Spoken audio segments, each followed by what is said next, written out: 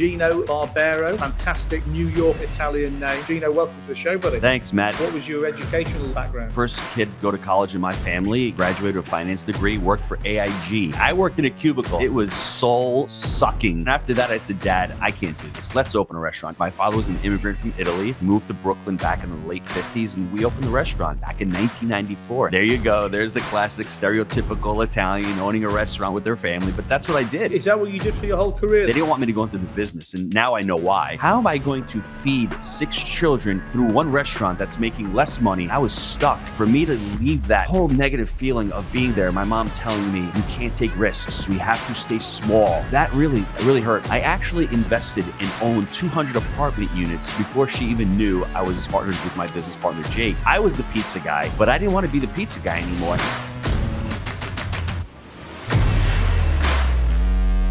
Good evening, guys. Matt Haycox here, and I'm joined tonight with Gino Barbaro. I hope I'm saying that correctly, Gino. I never checked with you before we started, but a fantastic New York Italian name. But Gino is the co-founder of Jake and Gino, which specializes in real estate investment. And together with his business partner, Jake, they are now helping other people achieve the similar success to themselves through their educational platform, Jake and Gino. Their community has empowered students to close to 68,000 units and managing $4 billion in real estate deals.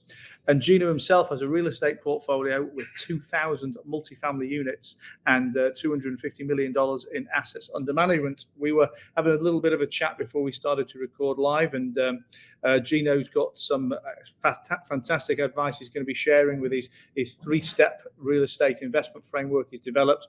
But I'm looking forward to talking about the market in general, real estate, and I know you guys who are in different businesses and like to listen to what we do here. I'm sure we'll find some takeaways that are translatable to whatever area you're in. So, Gino, welcome to the show, buddy.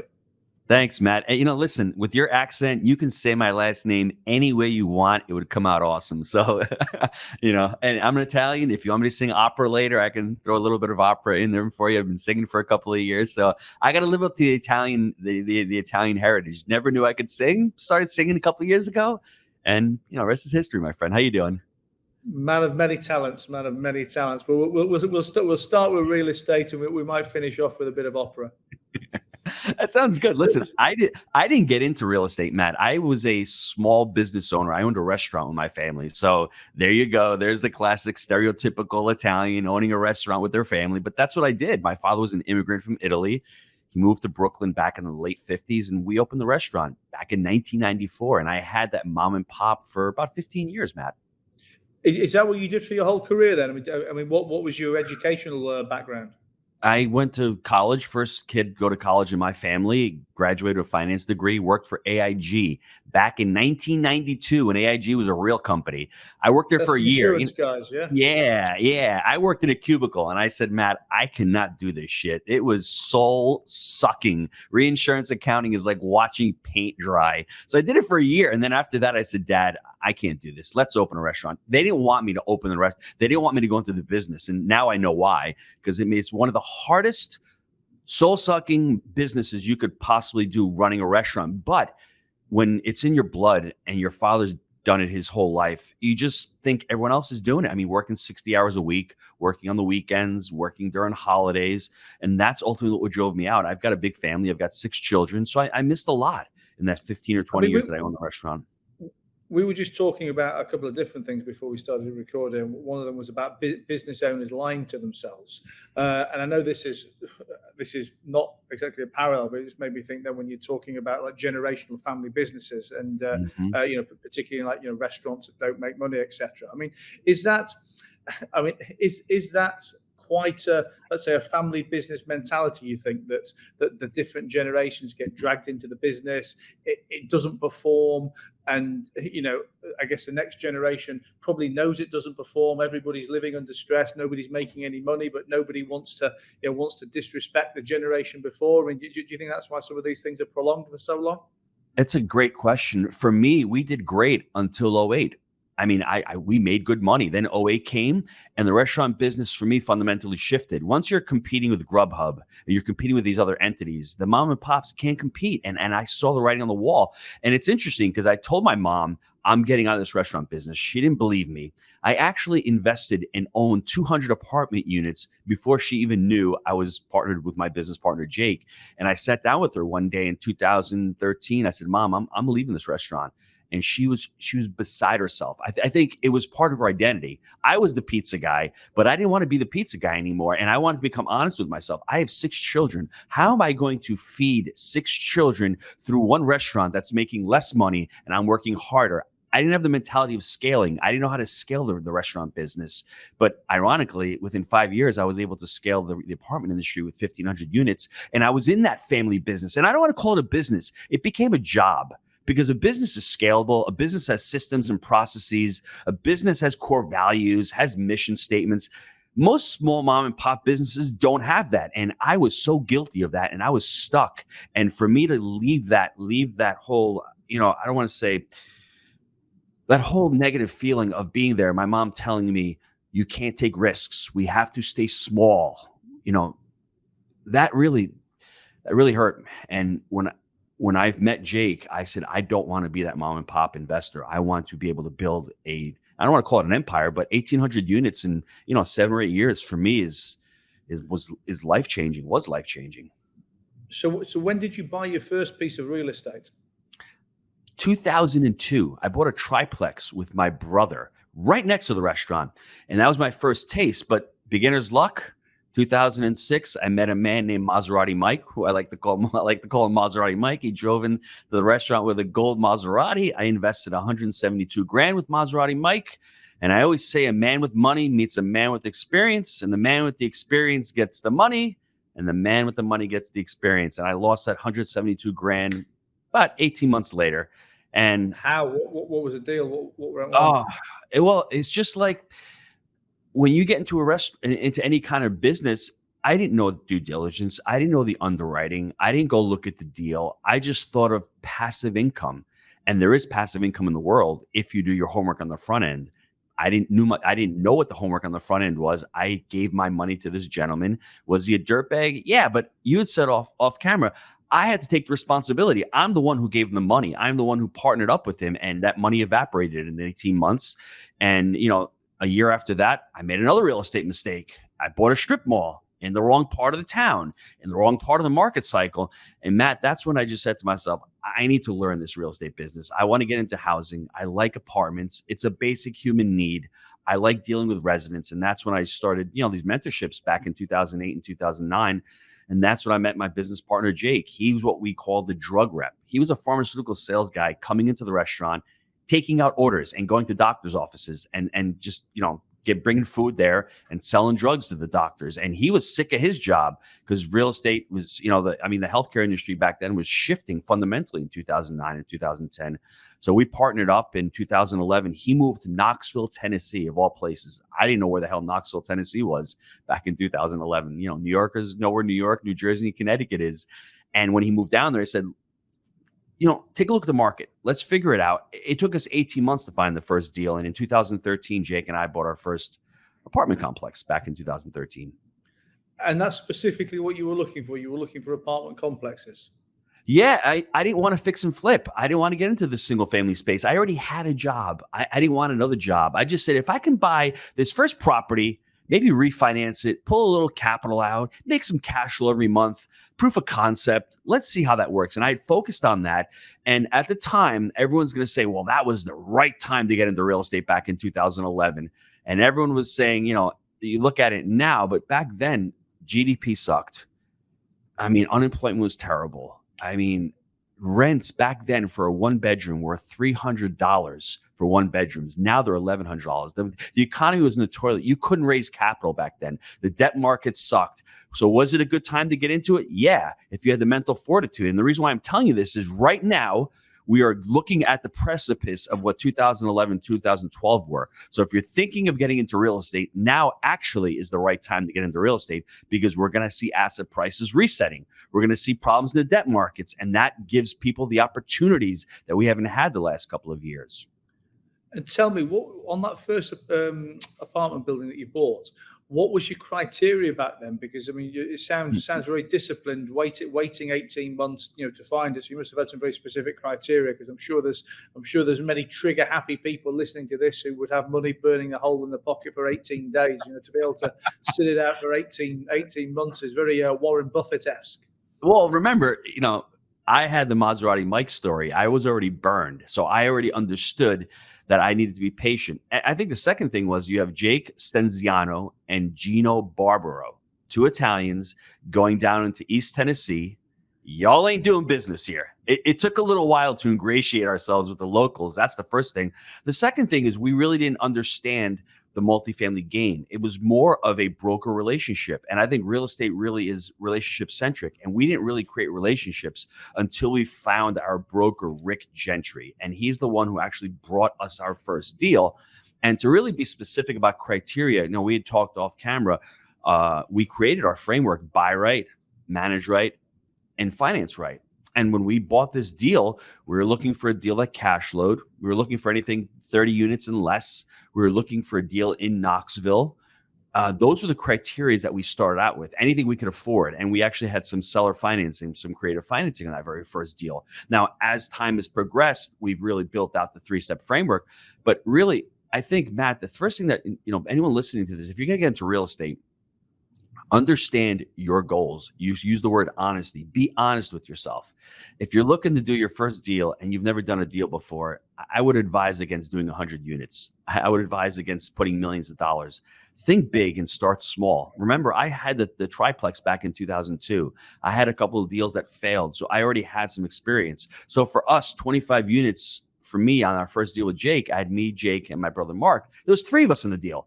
So if I can really break that down, we owned an average of 8 units each. That's something that I could quantify. We needed $87,000 as a down payment for that first deal. Broken up in 3 ways, I could do that. So I think people get overwhelmed because they're thinking, they hear this 10X and all this BS, go big or go home. Just start. Behaviors are belief driven. If you believe you can do it, then you can do it. If you're telling yourself, I need to do 100 units, I need to do 100 units, you're not going to do it because you can't believe that it can get done. Does that make sense? Absolutely. Talk us through the economics of that first deal, because 24 units and an 87 grand down payment. It sounds a bargain. There must have been some creative finance or some interesting structuring going on there. Yes, remember, and we still own this deal to this day, 10 years later.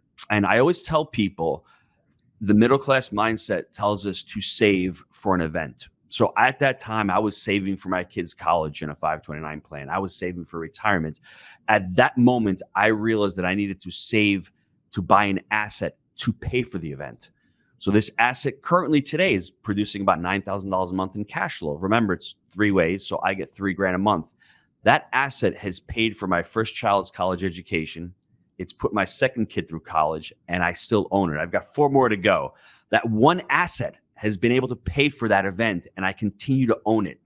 When we bought it, it was $600,000. I remember it was $25,000 a unit. Now people are like, "Oh my gosh, I can't get that today." But remember, rents were $300, and this is the ultimate mom and pop. They were weekly renters, so people were paying. I remember at the time $150 a week in rent instead of $450 a month. These are people that were really down on their luck. They could not handle their money. So there's a lot of distress. At that time, we would call it a distressed asset. When the market's flying high, we call it value add. This was distressed. This had a lot of hair on it.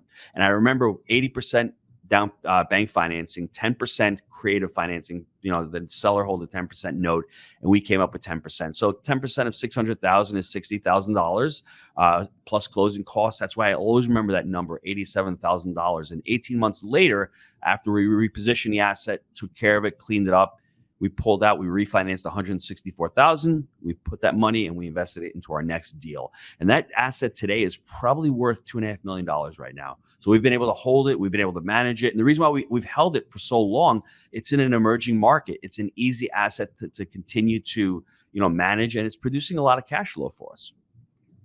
And then when you moved on to your next deal, were you still buying them as a 3-way with your partner and your brother? I think it was your brother. Yeah. Did you do stuff on your own? Did you do stuff with other people? On our second deal, 3 months later, I found my partner, Mike, who was the balance sheet guy. And it was four of us on the second deal. And going forward after that, third, fourth, fifth, was just me, Jake, and my partner, Mike. What we ended up doing in 2018, we're running out of capital. We've got 800 units. We're refinancing money out. We started syndicating. We started raising capital for our deal. So we've done 3 syndications as well. And it's just one tool in the tool belt. Syndication has been the rage the last few years. There's been so much capital. And for us, we've gone the other way. We stopped syndicating in 2020 and just started buying deals internally. And what we've done also is we've had our employees invest with us. So it's a typical type of syndication where the last 4 deals we've done, any employee that was with us for more than 2 years, they're able to invest with us dollar for dollar. So that's really built culture. It's really built. There's nothing like hearing a property manager say, we need to raise rents, because all of a sudden they have ownership. They're like, we need to drive NOI. I'm like, oh, you need to drive NOI because you want the refi check. You want that money out so you can invest in the next deal. So for us, it was buying joint ventures, buying ourselves, then going into the syndication model, and now coming back and buying deals ourselves. And how do you typically structure a syndication deal? I mean, do they all differ, or is it pound for pound, or you're looking for a silent partner, presumably not someone who's going to, you're bringing some capital and your expertise, and you want someone else to bring their capital and keep their mouth shut? Do you? I don't want to sound like a lawyer, but it depends. Every deal is different. The typical structure is you have a general partner who runs the deal, finds the deal. Let's say I'm the general partner. I'm running the deal. I'm finding the deal. I'm signing on the debt. I may typically own, let's say, 30% of that deal. Then I'm finding limited partners who are passive, the Matts of the world. They don't want to do anything. They're going to sign on the deal, but their risk is only to that deal itself.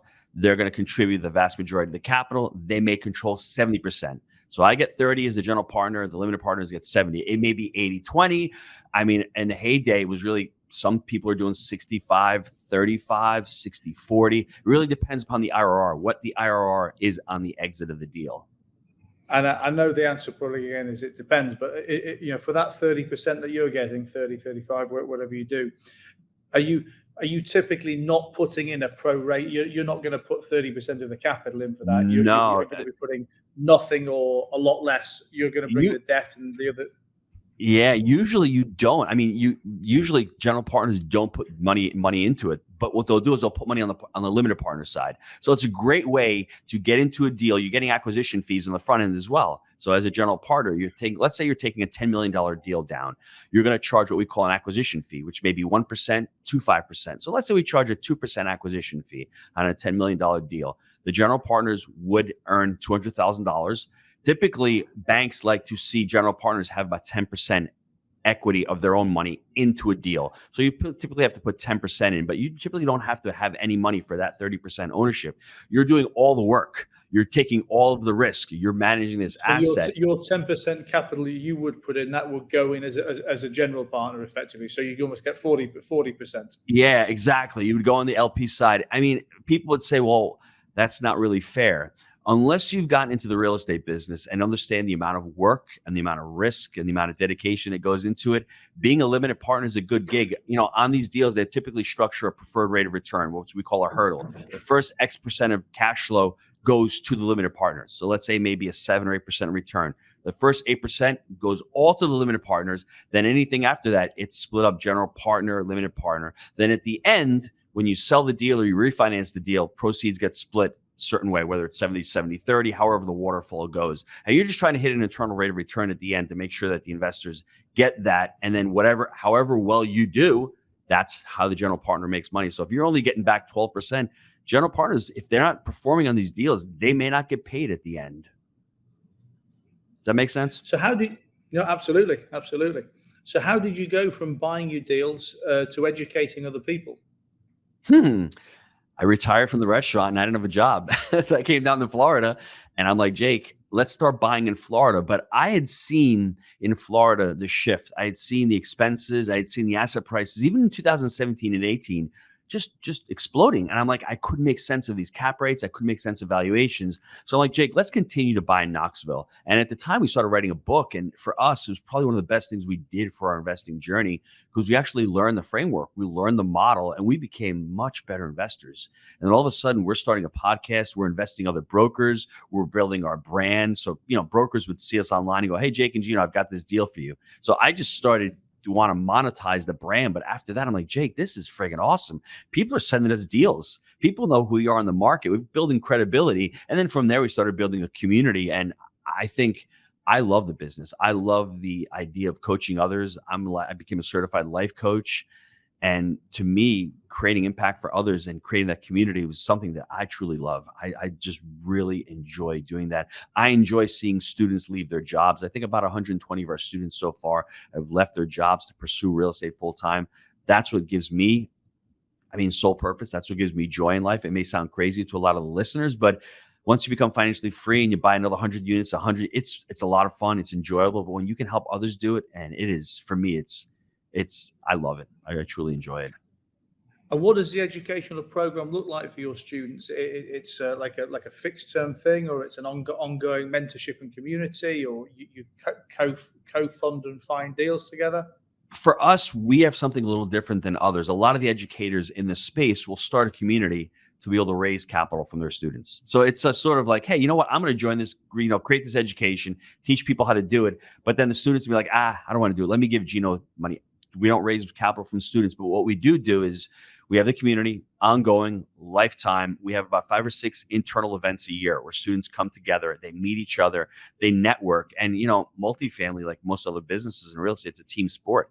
You can't do everything. You can't find investors. You can't run deals. You can't asset manage. You can't property manage. So you're finding team members and other people who can help you either raise the capital or find the deals. And it's open source. You're going on and you're saying to yourself, I live in New York. This market sucks to invest, but hey, Tony lives in North Carolina. Let me see if I can partner with Tony.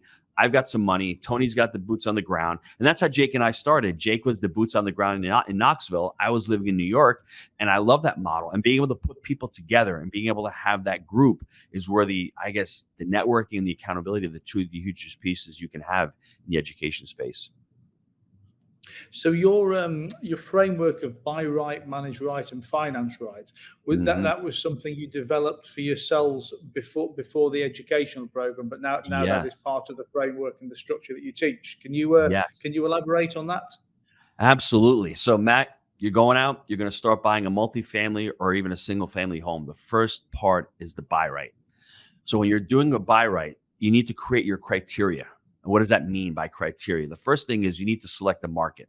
Let's select a market or a city or a submarket. For us, it was Knoxville. So from there, we start looking at markets and cities and neighborhoods. I want to look at median incomes of that market because I want to be in certain areas. I've bought in areas that the median income is less desirable. It's a lot harder. I've learned that lesson. So first thing is we try to target a median income. Let's say $50,000. That's what our median income is in Knoxville. The second thing is let's get really crystal clear. I don't want to be in any flood zone. So let's knock out flood zones. If this deal we're looking at is in a flood zone, that's an X against it. The next thing is how many units you can go up to. For us, we're up to 300 units, but be crystal clear on the number of units that you can afford.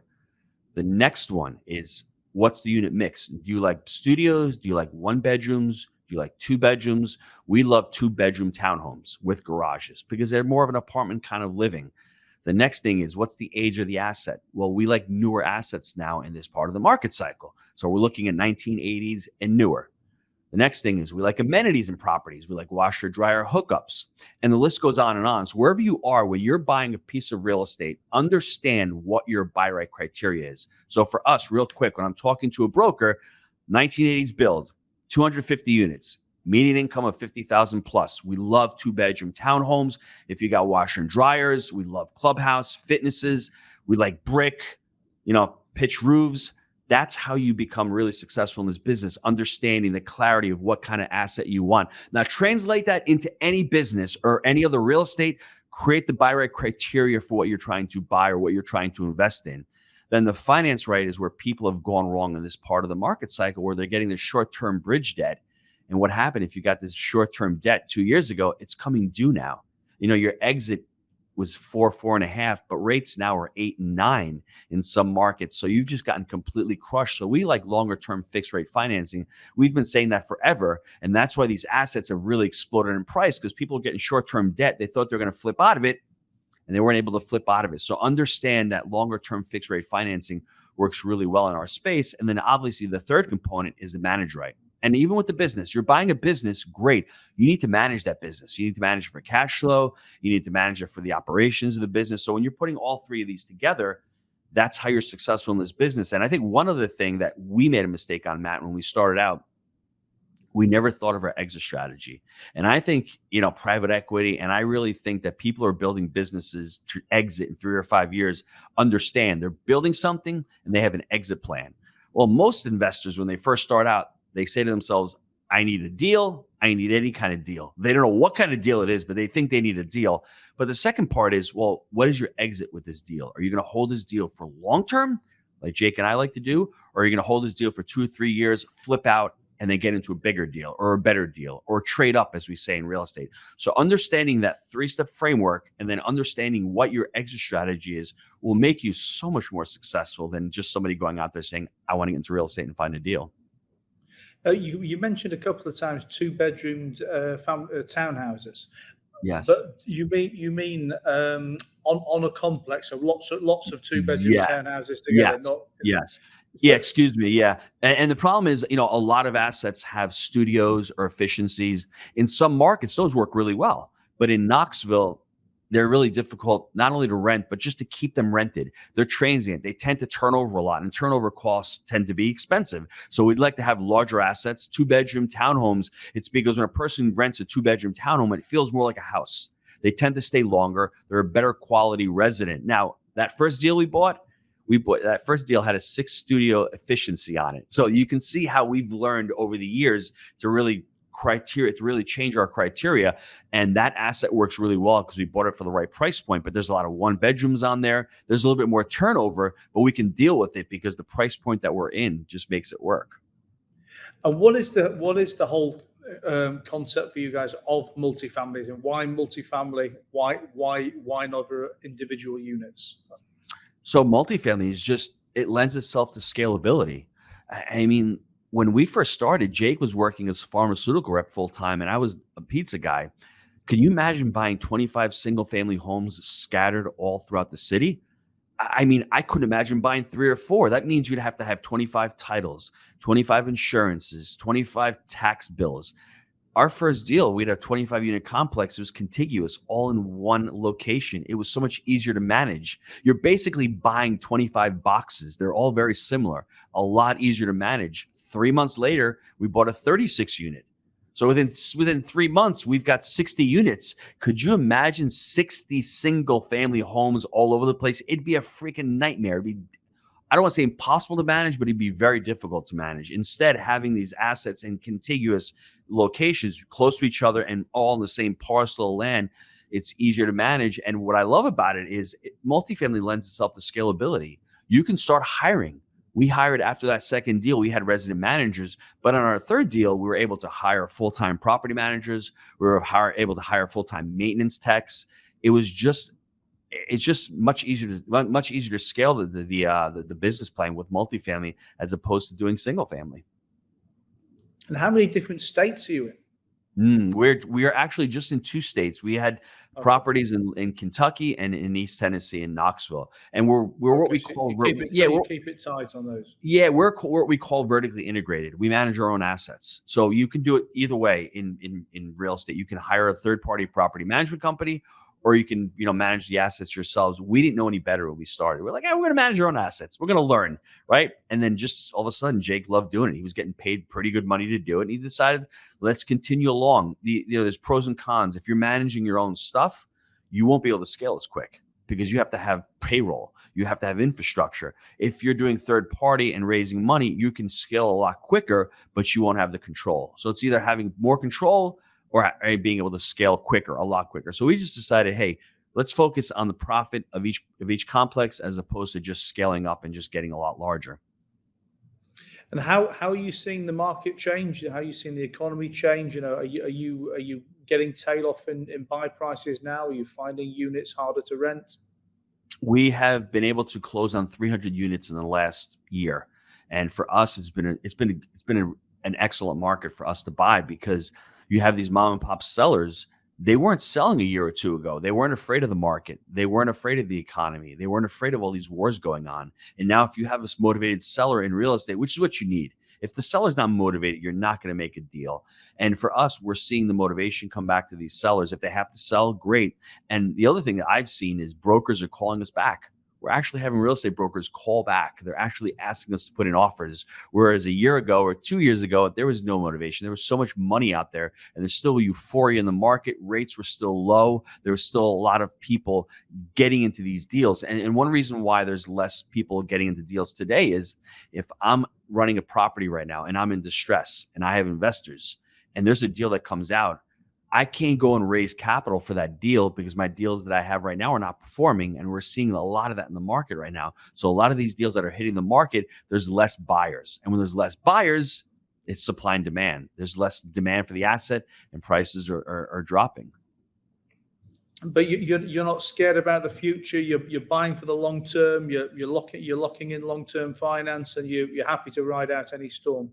I made those mistakes in 08. Remember, we had discussed it. The mistakes that we're making now, for anybody on this call, the market is a cycle. There's 4 cycles in a real estate market. There's, recovery, expansion, hypersupply, and recession. It's a buyer's market and then a seller's market. When I got into it back in 2011, I realized it was a buyer's market. And then the seller's market started expanding in 2017, 18, 19, 20. And now we're entering a buyer's market again. It's just driven by interest rates as well, and driven by the economy. So I don't want to say I'm scared or not. There's always the fear that, your portfolio may take a hit. There's always a fear that, the economy loses jobs because our multifamily is based on jobs and based on the economy. Fortunately for us in Tennessee, we've got people moving to that market. So, if you're going to get into real estate and multifamily, it is market specific. It is market dependent. If you're in a great location where jobs are coming, where people have, where people are moving to, that's what's really helped us in our market. We've got people moving from California to Tennessee. That's never happened in the history of the United States. No one's left California to come to Tennessee, but over the last 3 or 4 years, it's happened a lot because California is becoming untenable. Whether it's the political environment, whether it's the economic environment, they can come to Tennessee and cut their bills in half. Why wouldn't you do that? Other than California is an amazing place to live. It's beautiful, but it's becoming untenable for a lot of people. And I think the market has really helped us. And for us, just executing the business plan and looking at it from that perspective and not outgrowing our infrastructure, not going and buying deals just to buy deals, but really focusing on the operations is what I think is going to pull us through any down cycle. Has your buy criteria changed much over the years, or Great it's the same question. kind of stuff? I love that question because you're thinking like a business guy. It absolutely changes. When we started, prices were lower, assets were cheaper, especially these older properties. But as the market cycle has shifted, the prices for these older properties all of a sudden went up because people were bidding for them. So right now, the older properties and the newer properties are sort of the same price point. The only problem with these older properties are there's a lot more work, what we call deferred maintenance. So that's why we've shifted now to buying newer assets because newer assets have less work on them. Those older assets you're talking about, some of them have aluminum wiring. Some of them have knob and tube for electric breakers. Some of them have cast iron plumbing. And there's nothing wrong with that stuff if you can budget for it and pay for it. But the pricing over the last couple of years just shot up so much that it made it, once again, untenable to buy it at that price point. So that's why your market cycle is constantly evolving through the market cycles. And I think right now, as these prices tend to adjust and go down, we're going to look at the older assets. It's not saying that we're not looking at the older assets. We just don't want to pay the price points that they're at right now. I'd rather buy something newer with a little bit less work, especially considering since I want to hold this deal for the next 10 or 15 years. If it's newer, it's got a much longer, life cycle as opposed to the older ones that, hey, you got to put a ton of work into them. And at the end of the day, they're still old. When does something come onto your sell radar? What is making that? You're going into it with a long-term approach anyway, but what happens for you to decide it's time to cash out on this one?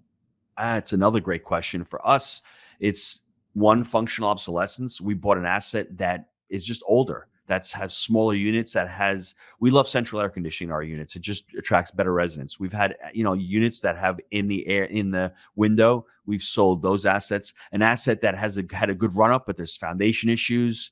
An asset that's in a location that's marginal. Like I said, we bought an asset that had pretty bad median income. I mean, there was crime going on throughout the day. We didn't even know that. We would go on the property at night to see how it was. It was fine. During the day, you have people running around and doing crazy stuff. So I think when the market or the city starts shifting, we tend to sell. And also our syndications. When we have syndications, we have investors. We have a fiduciary responsibility to our investors to return their capital. So our syndications, we've gone full cycle on them, and we've returned the capital to them. There's always a time to sell an asset. If you've got an asset and you've got a ton of equity in there, what's your return on equity? It may be smaller. If you have another opportunity, well, maybe you sell this asset here and repurpose that capital into a bigger asset or into a better asset. So tell me about your podcast. You mentioned earlier that you got one. Obviously, I can see in the background there seems to be two there. You've got Jake and Gino and Julie and Gino as well. So where did that come from, and what happens on the show? Well, Julie and Gino, I started the podcast with the wife around 4 years ago, and I have to say it's one of the best therapy sessions I have throughout the week because it's a lot of fun. I mean, we just interviewed Michael Franzese, the mob guy. We just interviewed JP Sears. I mean, we interviewed Dr. Gary Chapman of the 5 Love Languages. All of these people that are amazing, and me and my wife are interviewing them. And for what I love about it, it's all about family. It's about communication. It's about relationships. I think people ultimately want multifamily, but there's such a desire to learn how to have that communication with your wife, to learn how to connect with your kids, because entrepreneurship is lonely. It's really hard work. And for me, I love working with my spouse, and I just want to be a role model to those out there saying to themselves, hey, I can't work with my wife. And I thought that was the case as well. But for me, I just love working with her. I love showing people that family is so important. It's such an important component to this world that people are lacking. And I want to be a role model for anyone out there who wants to be a stronger dad, who wants to be a better dad. That's what that show is focused on. And the Jake and Gino show, we interview entrepreneurs. We interview anyone in the multifamily space, thought leaders. I love that show because it gives me an hour a week to be able to sit down with guys like you who are working at a high level, learning what they're doing. And one thing I've learned, Matt, through that show is business is business. Whether you're in the multifamily business, you're in the restaurant business, you're in the car business, it all comes down to some core fundamental, truths and beliefs in business. And you can steal something from what somebody's doing in their business and implement it into your business. That's why I love that show. It's like a weekly mastermind with me, Jake, and a guest every week. I always say the same thing about my podcast. So, if nobody were to ever to listen to a single episode, then I've still won because I've got to sit down and have great conversations with great people. Almost like you say, private masterminds. The amount of times I've had a problem or had something I want to learn. I thought, who's an expert in that? Who owns that business? Or I'll reach out to them and get them on the podcast. I guess not under the guise, but for them to come on and tell their story. But I can then use it as a chance to say, by the way, I've got these 10 questions I need to pick your brains on. Mm-hmm. Well, it's interesting because even meeting you today, I've never met anyone from Dubai. I've never spoken to anyone who lived in Dubai. I've never spoken to someone with your background. So it's really cool that now my paradigm has changed. I didn't know that I knew it was wealthy, but I didn't think there was that much wealth and that much opportunity out there. So just having the conversation with you this morning changed my paradigm on something. And you're just trying to expand your knowledge, and you're trying to become, I don't want to say more worldly, but have that experience from others when you don't have it. And if you're sitting at home by yourself all the time and not having these conversations, well, you're not growing, you're regressing. And does Jake do podcasts too, or are you the more kind of public face, or do you do stuff together? Yeah, I'm more of the public face, but we do the show together. So I tend to go on other people's shows myself, and I'm part of the educational company. So I run the Jake and Gino Education, and Jake runs the property management day to day. And what's great about it, it just there's such a symbiotic relationship because we find vendors through the education. We learn so much stuff through our education, whether it's non-refundable moving deposits, whether it's asset protection, whether it's a syndication attorney, tax strategies, all these things we're learning through the education. We're just implementing it in our business as well, which is pretty cool. So what does the future hold? What's the next 5 or 10 years of Jake and Gino? Great question. I have no idea. That's not the question. That's not the answer you probably want to hear, but it's education. It's an honest answer. I like it. Yes, You know, I want to be I honest like. because I when you think about education, it's one of those things where you want to monetize. I'd rather be more concerned with the brand and have brand awareness and utilize the brand to be able to become a thought leader in multifamily where we can create more deal flow for ourselves and then obviously help students along the process. There's a significant investment to make when you work with Jake and Gino, and right now it's more challenging. I mean, there are people that are afraid right now, and it's the same thing as 08 and 09 when you're out there hearing all these news outlets saying that the economy is falling and crashing and real estate's really risky right now. Well, that's where we are right now with the educational. But I'm just here to tell everybody, shut that off. Don't listen to that news because they told us there was no inflation. They told us that, COVID was going to destroy the economy. They told us a lot of things that they didn't know. And now they're telling us that rates aren't going to drop. They don't know. They're just as clueless as anybody else. So work on your business, work on yourself. And for me, just continuing to create value for the community and for the students. It's ironic, but it ultimately creates more value for my life and for my team as well. Absolutely. Absolutely. Well, listen, Gino, it's been an absolute pleasure listening to you, buddy. Love the conversation. Plenty for me to learn, and I'm sure plenty for the guys listening at home. So, how do we find you? Give yourself a little shout out. You on social? You got a website? Where do we come and find you? Just go to jakeandgino.com. I mean, if anybody wants a copy of our book, Wheelbarrow Profits, email me, gino@jakeandgino.com, and I'll shoot you over a PDF copy. And like I said, if you're in any business, in any real estate venture, buy right, manage right, and finance right will help you close that next deal. Perfect. Well, listen, thanks again, Gino. I look forward to doing a round 2 with you at some point in the future, and love to hear some more stories in how you've succeeded in the challenging market ahead. Thanks, Matt. Appreciate it, brother.